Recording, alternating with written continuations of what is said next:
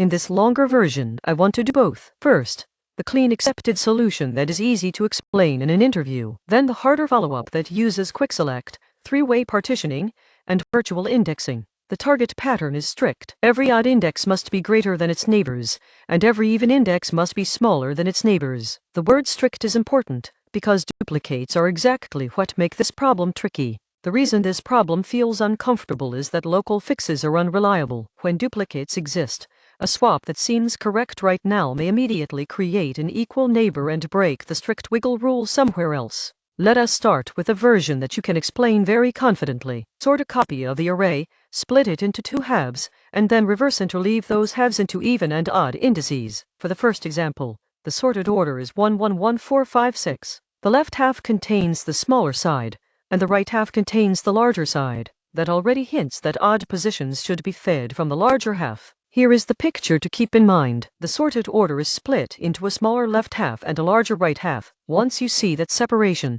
the wiggle construction becomes much easier to reason about. This is the actual construction picture. Even indices 0, 2, and 4 take the reversed left half, while odd indices 1, 3, and 5 take the reversed right half. That is how we land on 1 6 1 5 1 4. The reversal step matters. If we place the halves in forward order, duplicates near the median can touch. Taking values from the ends instead makes the odd indices as large as possible and spreads repeated values apart. Now construct the result. Even positions get 1, 1, 1 from the left half. Odd positions get 6, 5, 4 from the right half. That gives 1 6 1 5 1 4, which satisfies the wiggle rule perfectly. The proof idea is intuitive. Odd positions always receive values from the larger half, while even positions receive values from the smaller half. Reversing the halves keeps middle duplicates from clustering in one place. Here is the setup for the clean solution. We sort a copy, store the length, and put one pointer at the end of the left half and another pointer at the end of the right half.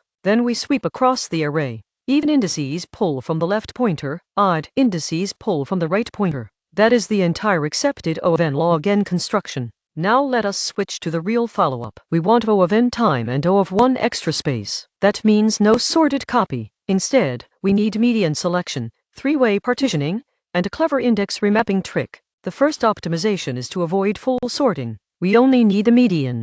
Quickselect gives us that on average in linear time, which is enough to know what belongs on the low side and what belongs on the high side. Virtual indexing is the magic-looking part. The mapping 1 plus 2 times I mod n or 1 forces us to visit odd indices first and even indices later. That is exactly the visitation order we want for wiggle placement. For n equals 6, the mapping visits 1, 3, 5, then 0, 2, 4. That means the algorithm fills the peak slots before it starts filling the valley slots. Once we have the median, we run a three-way partition, but the comparisons and swaps are done through the virtual index mapping, not through the raw indices. That is how the partition directly builds the wiggle pattern in place. Here is the grouping picture. Greater than median values are pushed toward the early mapped slots, equal values stay in the middle band, and smaller values drift toward the later mapped slots. The mapping is what turns those groups into peaks and valleys. The function is what matters. Three-way partitioning tells us where values belong relative to the median, and virtual indexing tells us where those groups should live in the final wiggle arrangement. Here is the heart of quickselect. We partition around a pivot and narrow the search window until the KTH position lands where we want it. This helper is just enough to obtain the median value. After partitioning, we decide whether the KTH element lies on the left side, the right side, or inside the pivot band. Once it lands inside the middle band, we can return the median. Now we combine median selection with the virtual index mapping. First store n. Define the mapped index helper, compute the median, and then start the three-way partition with pointers left, I, and right. If the mapped value is greater than the median, it belongs toward the left side of the virtual order, which means an early odd slot.